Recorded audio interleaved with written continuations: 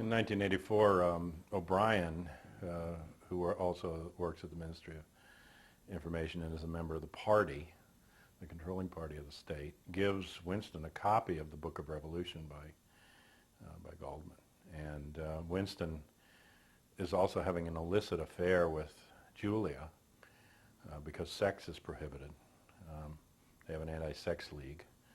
And so they're sneaking off into a room that they think is secure, but actually behind the mirror is one of the telescreens that's watching them.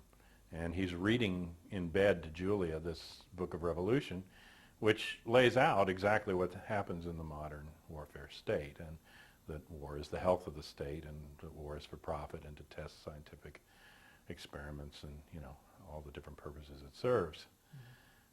Mm-hmm. When Winston himself is then captured there and brought into the Ministry of Truth to have his cure, he finds out, among other things, that the Book of Revolution itself is written by the state.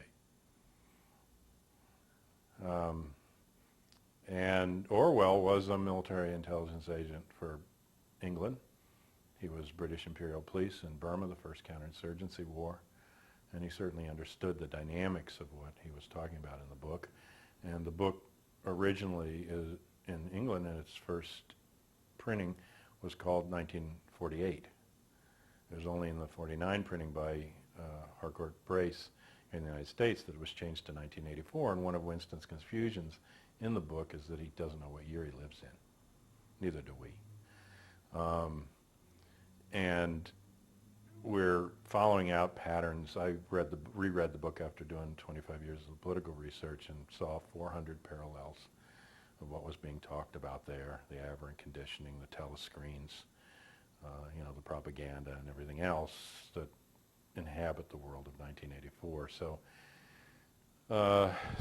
that's really where we are, and we don't really know even if a war is going on or who's being involved in it or who our enemies are. And even if we could trace everybody involved in September 11th, and I believe there's still many questions remaining about the evidence, and some clear attempt at false sponsorship, evidence that was planted in front of our nose in such an obvious way that it was, you know, meant to lead back to these people, like flight manuals in Arabic found in the trunk of a car that was brought to the Logan airport by 4 Arabs who had a road rage argument with somebody who therefore remembered them and brought the FBI back to the car.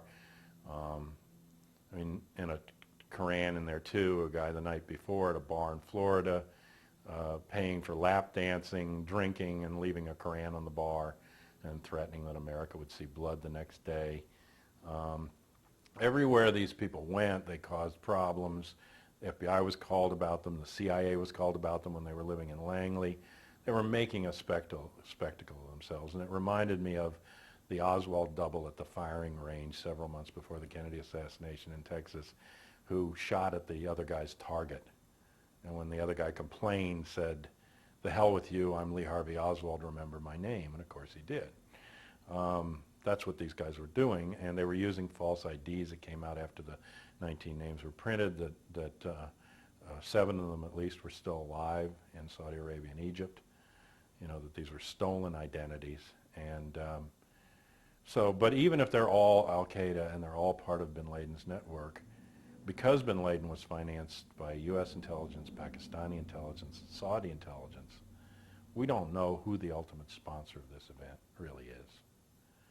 And, you know, his hands aren't clean. There are financial ties between his family and the Bush family, between the bin Laden's construction company and the CIA in Saudi Arabia and the region there, between the Carlyle Group, which is a huge multi-billion-dollar investment group that included, up until recently, both the Bush and bin Laden family. The father works for them. Bush Jr. invested in them. And the bin Ladens were bought out in the last few months for image purposes because they were making it too evident that. But Carlyle's invested in, among other things, Bioport, which is the company that's getting the big contract for the anthrax vaccine. The whole anthrax scare that followed September 11th it's clear now chemically that this is Ames, what they call Ames strain anthrax, which means it comes out of the United States, and that's its genetic, and its engineering is such that it's clear that it had to have come out of Fort Detrick or U.S. intelligence labs, that it's U.S. military anthrax. And so the question is, who had their hands on it or could have gotten hold of it? And where did it go? I mean, that's just the simplest question. If this was anthrax from the al-Qaeda network, who's carrying on the war? Which party is in power in the United States? Who stole the last election for the president? What party is running the war against the al-Qaeda? Is it the Republicans? And who got the anthrax envelopes? Senator Leahy, Senator Daschle, the Democrats that are the biggest opponents to the Republican domestic agenda? Why did the envelopes go to Bush's enemies if it came from the people that they're supposedly fighting? So these are just simple. I mean, the guy down at the laundromat asked me that. You know, I mean, this isn't rocket science. I mean, and you get to a point where now, I've got one article that says the FBI suspects the CIA. I mean, that's how split they are, that the FBI's main suspect is the CIA. I went back to September 1st before I came out here to Seattle to talk about this and tracked my email article collections, because I get articles from researchers all around the country, just from September 1 to September 11 to see what was there. And among other things that's there is the fact that they're making an announcement from the Pentagon that the Defense Intelligence Agency, the DIA, which is bigger than the CIA, and the FBI combined, are working on the next generation of anthrax weapon. And there was also an article that broke September 4th and 5th in the New York Times and the London Sunday Times about Operation Clear Vision, which was right on the edge of violating international treaties about chemical weapons, where the U.S. was creating an anthrax bomb to see if it could smuggle it in. They claimed it had no detonator, no anthrax. They were testing whether they could buy at commercial places a chemical lab to create anthrax, put it out in the desert. And also, Rumsfeld ordered an attempt to genetically change anthrax so that it would be resistant to the known antibiotics. And all this was covered under defensive operations, that they were supposedly trying to defend themselves from, you know, an external anthrax attack. The interlink of the Center for Disease Controls, which was supposed to track morbidity and was set up in the 1950s to see if chemical biological attacks were going on by Russia in the United States, it has such a crossover of personnel and everything else with its Fort Detrick and the center of the creation of the biological weapons here, that they're almost indistinguishable, and that you really can't trust that one is regulating the other or isn't part of internal operations. So we don't know who we're at war with. But ultimately, the problem is that we don't live in a democracy. We don't live in a situation where we can get the kind of information we need to make reasonable decisions.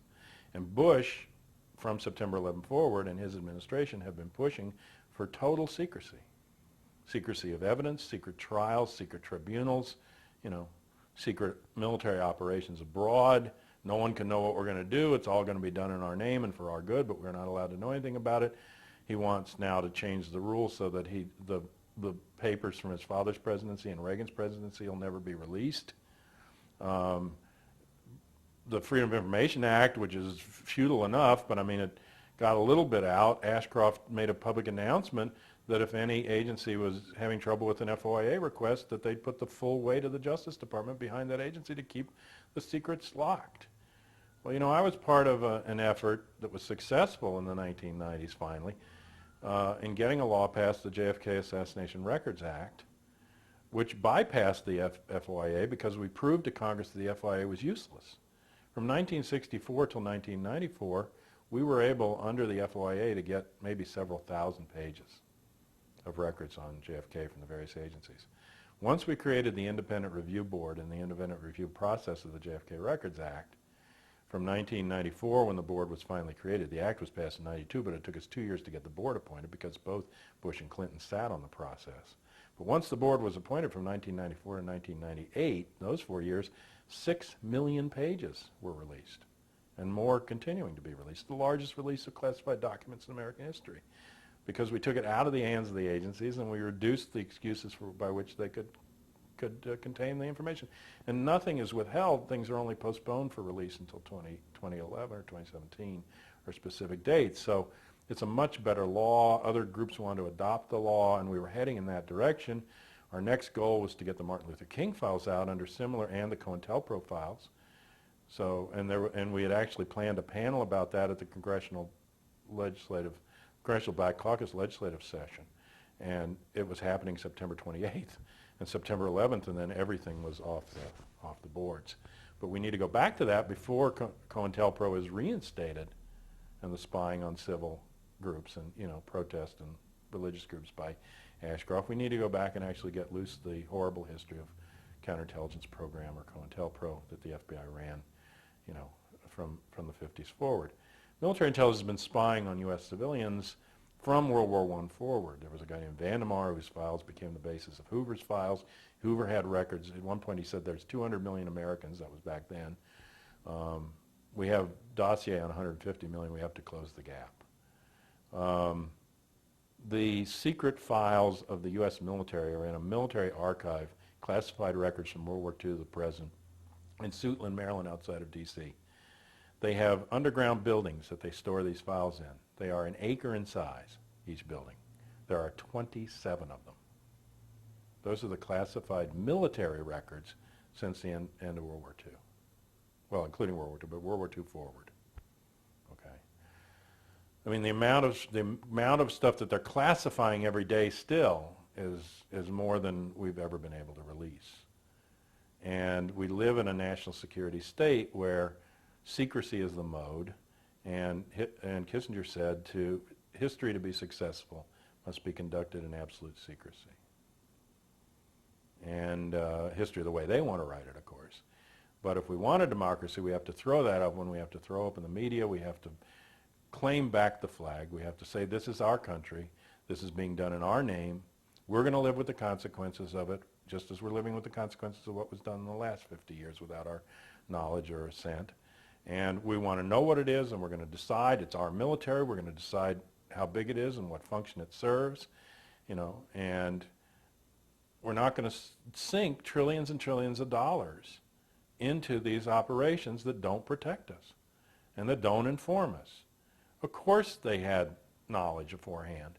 Not only did they know the method, not only did they know the group that was involved in doing the operation, or appears to have been, but they had warnings from Israeli intelligence, from German intelligence, from Russian intelligence, that an attack was coming, the timing of the attack, that it was going to be a big event. And they had plenty of foreknowledge, and in fact, bases went on alert the night before. There were national alerts called around the same time. There's indications that certain people were warned not to get on flights that day. So at least a segment knew it was coming, knew when it was coming, and knew what it was going to be about. And as I say, at least in D.C., where we had the time to respond, did nothing and stood down and let it happen. But the war that we're in was planned much before that. And in July, Colin Powell went to Afghanistan. Well, he didn't go. He went to the surrounding countries around Afghanistan. He went to India and Pakistan and Uzbekistan and Tajikistan, and he told them that the United States was going to militarily intervene against the Taliban in Afghanistan in mid-October. So that war, the 10-year war, was already in process and known about and planned and alerted before September 11th. So September 11th is pretext. It's not cause. You've got to reverse those. And it may be that the warning ahead of time, which certainly at least through Pakistani intelligence would have gotten into Afghanistan, might have triggered September 11th in the same way that the boycotting of the Japanese oil triggered Pearl Harbor. The one may be that it's the reverse cause. We don't know. But that's the problem. We don't know. And Martin Schott said in his book, History Will Not Absolve Us, he has a very good quote, and he says, the problem in America is that we are allowed to believe anything, but we are allowed to know nothing. And when you can't know, you can't act. You can't decide how to act when you can't know. And so you can believe whatever you want, and they'll spin a million theories out there for you.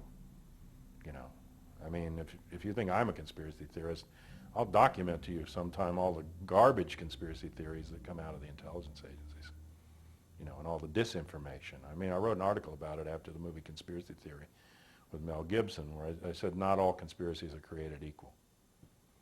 You know, and there's a whole lot of garbage out there about, you know, the Illuminati, the Eastern establishment, the Trilateral Commission, and the New World Order being the only thing on the agenda, totally ignoring the Pentagon and the military-industrial complex and the Southern Rim economy, focusing only on the Rockefellers and, you know, that end of the money. That's the old John Birch Society stuff. And just total nonsense stuff, including UFO conspiracy stuff, you know, and just all kind of garbage that's put out there in order to muddy the waters. But we have to know, and we have to take responsibility, because now the whole world is involved in a war, in a global exchange, and it's destabilizing the world. And we may have been rearranging the rubble in Afghanistan and hiring half the Afghanis to kill the other half, but we see one of the consequences is that we almost came to a nuclear war between India and Pakistan, you know? And that's why I say we can't play this way. We have to go the other direction. Martin Luther King said it, and he was absolutely right. The choice is not between violence and nonviolence. It's between nonviolence and non-existence. Talk again about the anthrax situation, because that got a lot of coverage for a while, and then it seemed to drop off the radar screen. Well, anthrax, of course, is a natural, you know, biological entity. I mean, it occurs and has occurred, especially in farm communities. It tends to infect animals and then sometimes gets crossed over to humans. So there's already a certain level of anthrax death in any society. The problem in the modern world is that because it's fairly lethal, blood disease, people saw an ability to develop it into a weapon, a biological weapon, and so it was used. Historically, there was actually a plan near the end of World War II, which wasn't carried out by the British, to take anthrax and put it into little pellets and then drop it over German agricultural areas where there were cows, hoping to infect the cows in there, and through that to infect the German population. And it got far enough that it was, you know, developed up to the level of making these pellets, but then apparently, at least, or, you know, according to the story, they weren't dropped. There was a lot of biological warfare that went on during World War II and was hidden. One of the most famous instances of that, and its repercussions are very long-lasting, was chemical and biological warfare that was done during the Korean War in the 1950s, and they were very anxious to keep it quiet. And so when the international press began to pick up on claims of it, and canisters were discovered in of the, you know, the agents that didn't explode, and Korea tried to make it public what was happening, the U.S. was into denial mode, as they often are. And 3 journalists here wrote a book about the evidence, and Eisenhower not only stopped publication of the book, but he charged them with some sort of treasonous activity of federal law and put them into prison, you know, for a period of time in order to hush this up. Of course, among the people that knew about it firsthand were pilots who were dropping these, and some of them were captured as prisoners of war. And during their interrogation and time as prisoners of war, some of them admitted that they had been dropping chemical biological weapons. So that was sort of an ultimate proof that they couldn't weasel around as easily, because the pilots themselves had admitted it. And so they sent in 2 psychological experts to interview and debrief these POWs when they were released. And that was a guy named Robert J. Lifton and another guy named Jocelyn West. And one from the Air Force and one from the Army. And both these people have rather illustrious histories, and I believe both sinister histories, although one's considered to be a liberal good guy and the other's considered to be a rather nasty mind control researcher, but I believe they're both on the same page. So they came up with this idea to cover the story that the Koreans had engaged in some sort of brainwashing. And Lifton actually wrote the first book about brainwashing techniques, as it was called.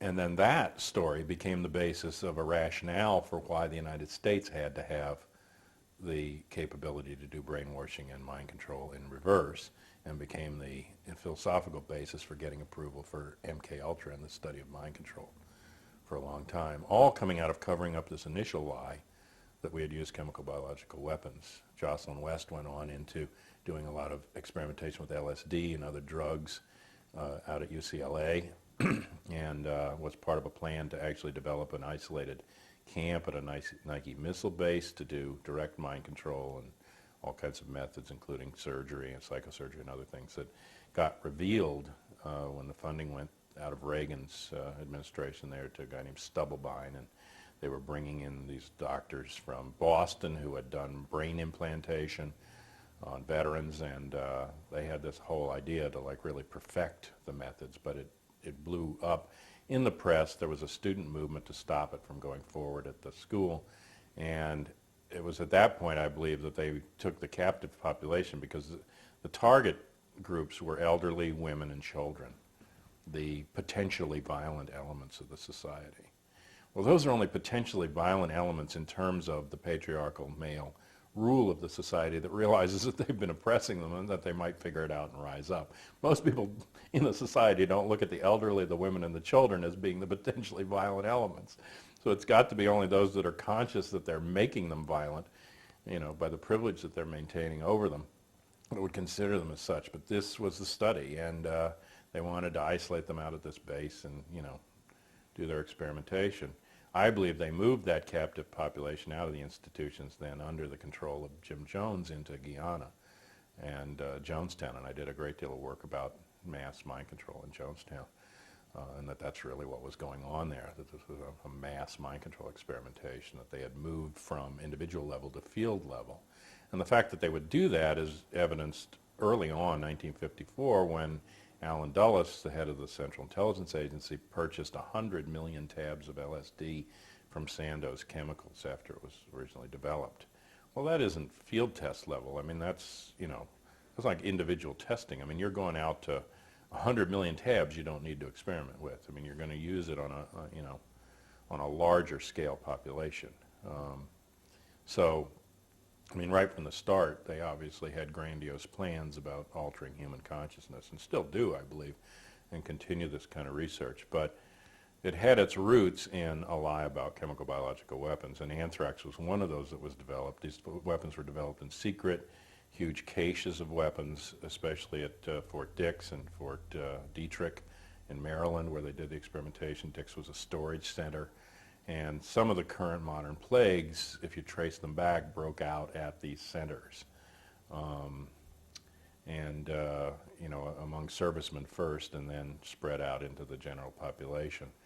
There have been spills, there have been, incidents with the stuff. The stuff was eventually supposedly all destroyed under Richard Nixon. To give you an idea of the scale, though, I mean, I saw a report just recently, because anthrax is back in the news, about how much anthrax they had worked to destroy by that point in the 1970s.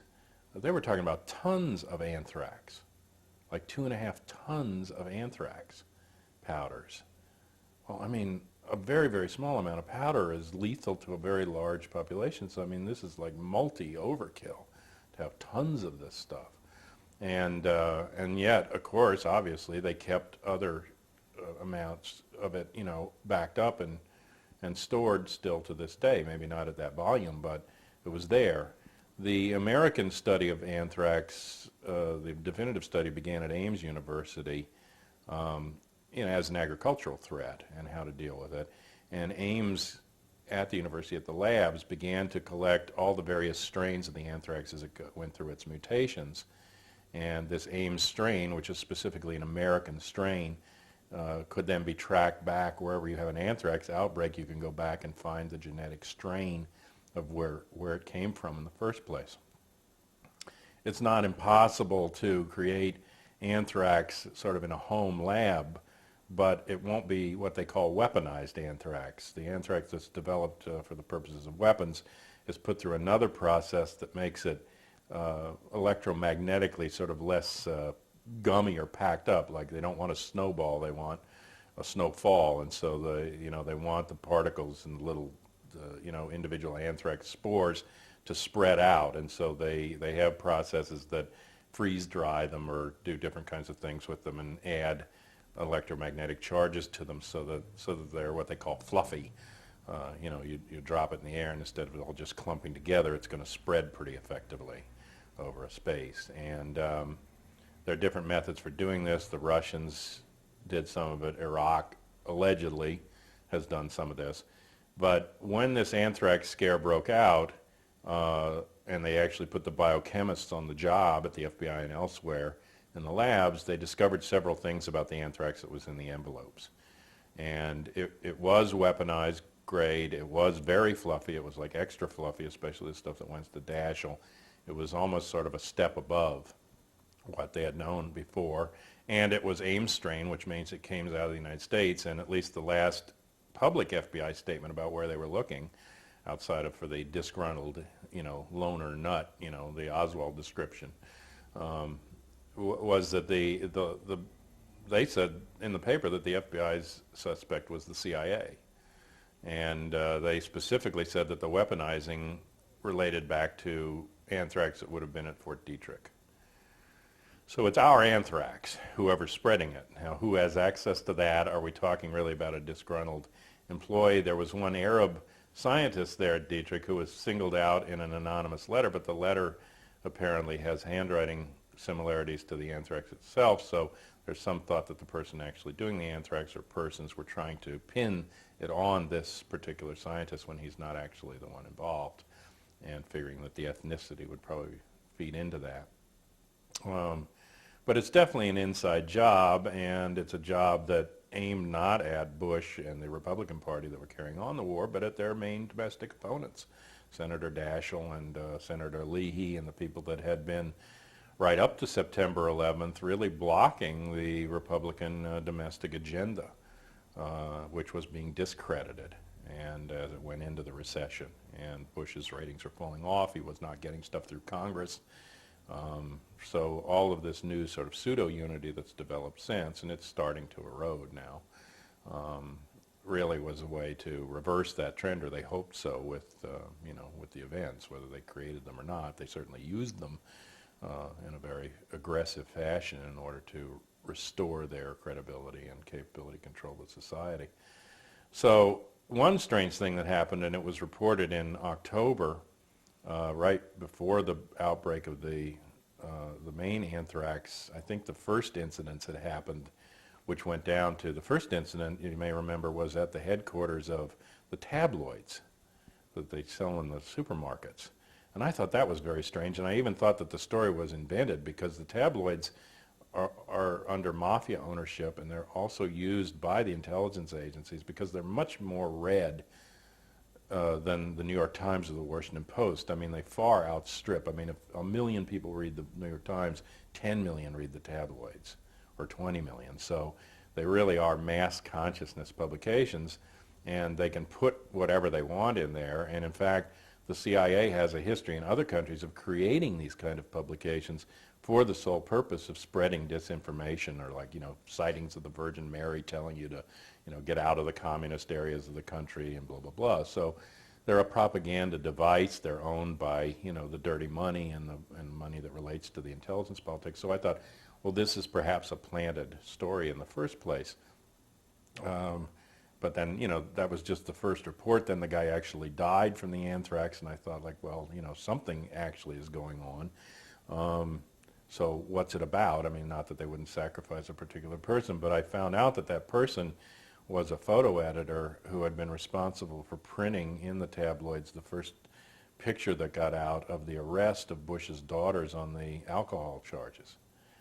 And it may be that that's why they singled him out, as well as to get the bonus of it being reported in those tabloids, which gets to a very large audience and scares a lot of people. Then it went to the major news media, but again to the liberal newscasters, or relatively liberal, like Brokaw, and I mean, all of them followed the general agenda, but I mean, it went to, and then Rather was threatened, and so, it wasn't Fox News that was getting it. I mean, it was what remnants there are of liberalism in the media were getting the packages. And then when it goes into the Congress, it was hitting the offices of the people that were opposing the Republicans. So it had a strange history in that way, but in October they reported that, I think it was after that first incident at the tabloid, but before the major news media incidents broke, the FBI had been in contact with the Ames laboratories and had given a green light to the Ames laboratories for destruction of an archive of these vials of anthrax and their genetic development and strains that dated back to the 1930s, 70-year archive of information about anthrax. Now, why on earth would you destroy that? And then to destroy it in a timing period when it becomes critical, because then it eventually did come out that this anthrax in the envelopes that they discovered was Ames strain and could have been traced genetically back to the particular batch that it came from. And then where that batch was sent, what lab it was weaponized at, I mean, all that would be traceable. Now it's not. And so it's a destruction of a baseline of evidence critical to the case with FBI approval, right at the time that the story is breaking. So I find that very suspicious. And don't know who authorized it or what it was about or why. I can't imagine that the university on its own just said, well, we need more space and we're going to get rid of this archive that we've kept for 70 years. I mean, I think there was obviously pressure put on them to get rid of it. But we still don't know where that came from. We don't know if or how it relates to the other terrorist stuff, except that it's part of the overall package of frightening people and making people afraid of, a postcard from Aunt Minnie. I mean, I went down to get my box mail during that period, and somebody walked in. I mean, I was almost startled because they were wearing a bandana over their face, gloves on their hands, just to get their own mail. And I mean, I don't think, I mean, you're talking about 5 or 6 letters out of, hundreds of millions of letters, if not billions, so I don't think it's something that you have to concern yourself with that much, but of course, if you're a postal worker, it's a different picture, because you're more likely to be handling all the mail, but the individual odds, that some mail's going to pass through you, but the spores do spread, and they still haven't completely cleaned out the buildings, the congressional buildings from what was there before, and they were able to save most of the lives. Some of the postal workers died, but I think this has, again, earmarks of being an intelligence operation and an inside job with American-made weaponized anthrax. There was also articles September 4th and 5th in the New York Times and the London Sunday Times about a CIA project and then also a DIA project relating to anthrax. And Rumsfeld had ordered the DIA to develop anthrax up to the next level, like to genetically modify it and make it more lethal in terms of being resistant to antibiotics. And they were saying that this anthrax that they found in the envelopes was at a weaponization level that was exceeded, like it was a next generation weaponization. It was fluffier than anything they'd ever seen. It couldn't have been Russian because of the details of it, and it couldn't have been from Iraq, which they originally were trying to blame it on Iraq, and these elements like Woolsey and others from CIA that want to go into Iraq wanted to blame it on them, but the chemists again saved the situation by doing just basic scientific work, and all of the Iraqi production anthrax, its weaponization leaves an aluminum trace, and there wasn't any in this. So little by little, I mean, actual science eliminated, what political science won't. And luckily, I mean, they must have contracted it out or something, because also that can, of course, be messed with, and there's a big scandal about the FBI labs themselves, over the years, tampering with evidence. And I'm sure that the books that are coming out now about the people at the FBI labs, if you went into the backgrounds of some of the ones that have been there for 30 or 40 years, that you'd find people that messed with the Kennedy assassination evidence in in the 1960s, because they just keep them around. I mean, if it ain't broke, you don't fix it. But I think you've got to have some questions about this anthrax thing and its timing and whether it was meant, again, to just further terrorize the population, unduly so. But the whole theme is, are you scared? And if you're scared, then you stop being rational about what options you choose. And you start looking for somebody to protect you. You start looking for revenge against those that are supposedly attacking you. When you're scared, it's easy to scapegoat people. And to manipulate you. And so my message from the mid-90s on, when I saw this pattern of strategy of tension and terrorism coming on, was calm down. Calm down and be rational, and when these things happen, take a step back and try and look and see what the source is. The solution can't be to try to imagine the worst possible thing that can happen in every aspect of the society and then build a fortress state of security in order to make sure that it doesn't happen. You can't live that way. You're going to exhaust your resources.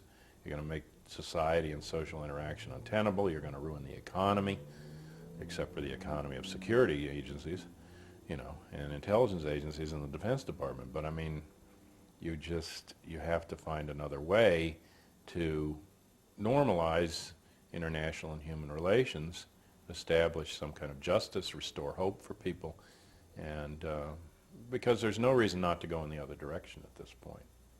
And once you do that, these little elements that want to blow themselves up or something are going to dwindle to nothing, and they're not going to have any support. And they're not even going to have support among their own members, because it's a silly way to go about anything. I mean, what does it accomplish?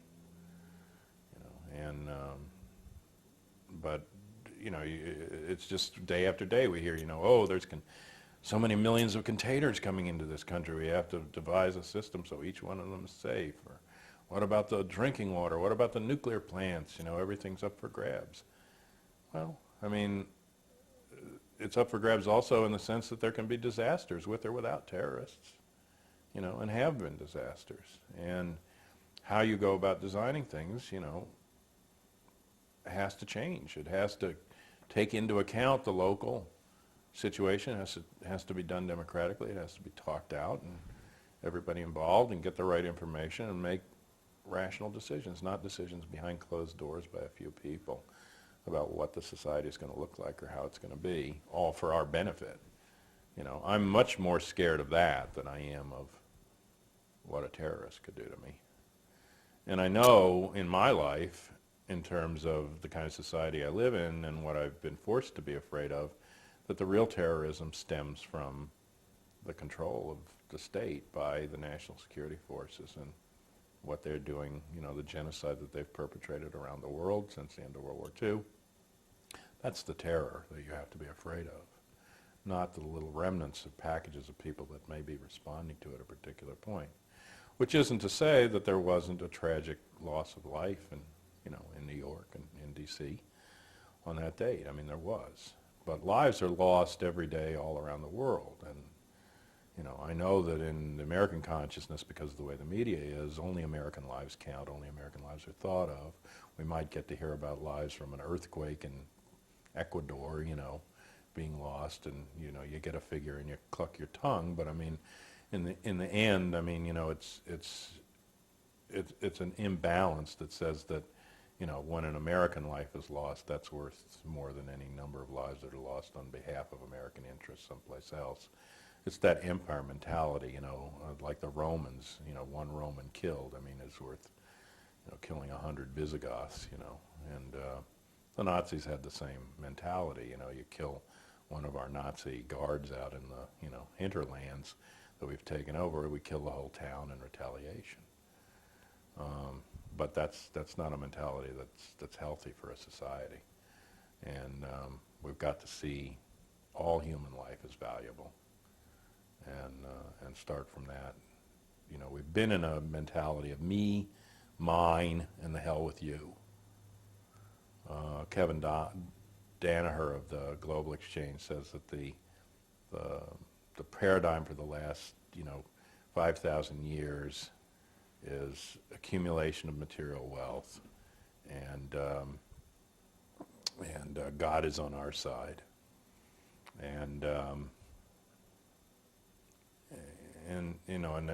it's got to change over now to us and ours, and how can we cooperate? How can we use the resources that we've got to let all of us live lives, of plenty? And it isn't for lack of, we're in the surplus technology period now. It isn't for lack of the ability to do that. It's lack of will and common sense. And ultimately, it's in all of our best interest to make that kind of a world, rather than a world where a few hoard the bulk of the materials and others suffer. Because eventually that privilege is the violence that's done at the deepest level, and it's going to come back and be expressed as violence and rage in other ways, that are harmful. And there's no need for it. There's no need for us to be violent with each other or to establish privilege over each other. That's all just, all human relations and human institutions are arbitrary. They have histories, but they're all open to change, and our own lives are open to change. And the only real limitations that we have are, time, in the sense that if we don't start doing certain things now, there's going to be long-term consequences, and imagination, intelligence, to do it. But I think those are limits that can be overcome.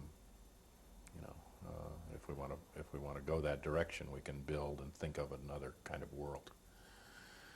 And it's just obvious to me that, and should be to other people, that this kind of world is not working. And to just have this lockstep response, well, they hurt me, so I'm going to hurt them, on into the rest of what's left of human history in that direction. As Martin Luther King said, if the theme is an eye for an eye, then you're going to live in a land where everyone's blind. And there isn't any revenge, there isn't any closure to violence. You take the violence out on the other person, then you live with the consequences of it. You never get that closure that you think you're going to get. And people beginning to understand this. I was encouraged by the fact that families of some of the victims on September the 11th, both Twin Towers and in the Pentagon, families of people in the military, were saying, we don't want a war done in our name, in the name of our family member, to revenge this. There are many people who are saying, if I'm killed, I don't want the death penalty to be used in my name. And, it's a rising human consciousness that you don't get closure by revenge. Almost seems like something we could put on our licenses, like you're an organ donor. If I'm killed, I don't want the death Yeah, people penalty. do. They have little things they sign. Wow. And they, there's a national register, and then they sign it, and it says, don't kill for me. If I'm killed, I don't want somebody else killed. So, but these are conscious choices, and you have to have the wherewithal to make them. And if you just live in fear, you live in ignorance, you live in alienation and disconnection, and your whole framework is to scrabble to get what you can for you and your immediate family at the expense of whoever that is, then you're gonna be trapped into these situations that produce violence. But if you pick up a gun now in the 21st century, I believe you lack an imagination. You're also not going to win. The violence game has already been won by the elements that, are in charge, and you're not going to play it out against them. You have to find a way to use your heart and your head and develop a different kind of game. And I don't say, nobody will get hurt, but people will get hurt either way. And taking the other direction, taking the direction of what Gandhi called satyagraha, or truth force, allows a different kind of future, and does allow a resolution. It does allow a way out of hell. Maybe not everybody gets there, but more get there than if you go the other direction. And the hell doesn't continue on into human history, on into the next generation of weapons and mass destruction and terror. you know, what's the point? And we can play this game to say like, well, those people are evil and I'm good, but all of us have the same evil and good in us. There's no, to my view, no such thing as an evil person. Evil and good are choices that each of us makes at each juncture, you know, in our existence. And they have consequences on us and all the other people around us. But in the end, the only rationale that really holds for violence is that if it's not just simply revenge, is this idea that there are people who are not like us and who cannot change and that will not stop being violent unless we're violent with them.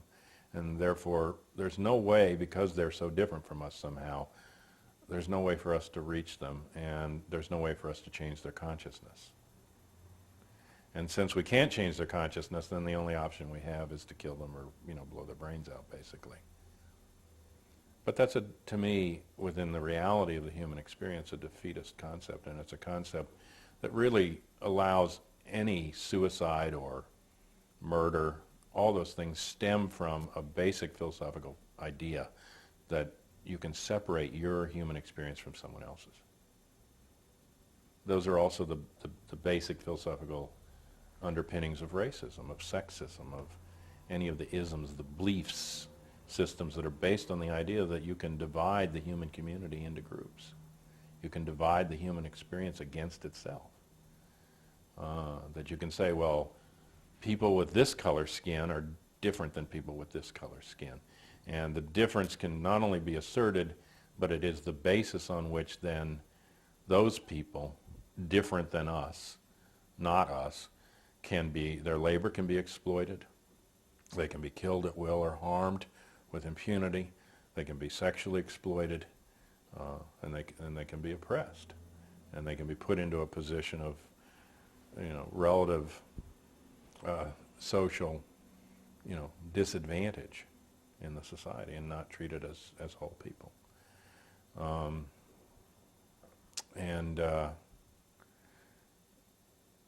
It's essentially an anti-democratic and anti-human idea, but those underpinnings only come when you can assert that there are people somehow so completely different than you, that their human experience is so completely different than yours, that you disconnect from them, and therefore you can treat them as something other than the way you would treat yourself or others that you believe to be like yourself. And it's only when you yourself can separate your own human experience from others that you could possibly kill yourself or kill anyone else. Because the natural understanding is that we're all connected, which we are. I mean, in not only our lives, but the life of nature and everything else that's around us. So you have to disconnect. And then in that disconnection, you can come to this conclusion that, well, those people only understand violence. That's the only way to get through to them, which is nonsense. I mean, it just, in reality, isn't true. But it's a common rationale, and until we instead have the imagination and have the moral courage and have the willingness to take the other route and to say, no, I can reach them. I mean, my really immediate response to this is, if this came out of Afghanistan, we should just take 2 million Americans and go over, normal American people, and sit down with the Afghanis and have a discussion. Because I'm sure we could work something out. If this is in fact coming from what we say it is, if it's not just a few people that are being put up to it, but it's an actual social or political or economic phenomenon of a group of people or a society, then those societies could sit down. Not the leadership, the people.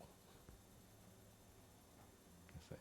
And that's the difference. And because the leadership have a vested interest in another kind of game that keeps them in power, that escalates, you know, that they get social hegemony and control out of warfare and out of, you know, pitting people against each other. But I don't know if you ever read Johnny Got His Gun, but it's a Dalton Trumbo novel that he got in trouble for later during the McCarthy period, and he wrote in World War I and the period after the war when the anti-war sentiment was pretty strong. It's about a guy that goes off to war from a, you know, normal working guy, works in a bakery, and He goes off to war and he's in a trench and a bomb comes in and blows him up and he survives, but he survives without the bulk of human senses. He loses his eyes, he loses his mouth, he loses his nose, he loses his ears, he loses his limbs. So he's a torso and he has something left of his head, but the only thing he's got is skin sensation. And you go through this consciousness in the book where he doesn't know if he's dreaming or awake, he doesn't know if he's alive or dead. He eventually discerns that he's alive, and then he can, by feeling heat and cold on his skin, he can discern the passage of days and time. He has some human touch because there's a nurse that comes in from time to time, but he doesn't know where he is. And eventually at the end of the book, he determines that, because he knows Morse code, that he can tap out messages in Morse code with his head on the pillow. And so he shows them that he can communicate, and they all come in. There's some doctors around or whatever. And he senses that there's other people there, and so the message that he sends to them is that he wants out. He wants out of the hospital, and he wants to go out into the world again and be among people. And, in his ideation, he's saying, well, and you don't have to support me. I'll find a way. He said, I'll be a circus freak. I'll do whatever I have to do, but just let me out of the hospital because I'm just in this stasis here, in this limbo. And they tap back on his chest, no. And then the very ending of the book is his transformation of consciousness, like, why won't they let me out? And then he realizes that they won't let him out because if anyone see him, and they've actually been keeping him not in the general ward, but in a broom closet, hidden, because he says, if they see me, I'm the future of war. And if people see the future of war, they won't fight. And so they can't let me out because people will see what comes of them. And then the last little bit, the last 2 pages, is this amazing sort of consciousness change for him, and where he says, well, go ahead then, make your slogans to make the world safe for democracy, and by God we will. He said, not 10 of us, not 100, not 1,000, not 100,000, but millions of us, because we don't want to fight that other person who has a family, who just wants to live his life, who wants to do his work and be part of the human community. And you pit us against each other. So make your slogans and hand out your guns, and we'll turn the guns around on you. That's how the book ends. And, it's a very powerful anti-war message. And Donald Sutherland read the ending of it at this thing, FTA, was a troop that went around, they call it Free the Army, but they had a second word they used for it. But it was Jane Fonda and Holly Near and Sutherland and some others, and there's some footage of them, and they went and actually entertained troops during the Vietnam period at, rest and recreation bases. So sort of they were an alternate USO, but that was one of the things, is he would read the end of Dalton Trumbo's book to the GIs. And, I think we have to transform our consciousness in the same way, not in the terms of picking up a gun, but in the same way that he finally realized what war meant and what part he played in it, and that to play along, to keep going along, just perpetuates, the wars. And I grew up in a generation where consciousness did change and a war ended. It wasn't the war in Vietnam, because that was planned for 10 years and they carried it out for 10 years and they killed as many as they wanted to. It was a war, my mother told me after she retired, a war into Laos, into Cambodia, into the broader sector. That was the war that we brought an end to. But there would have been more. And we established the idea that the word bad and the word war could go together in a sense.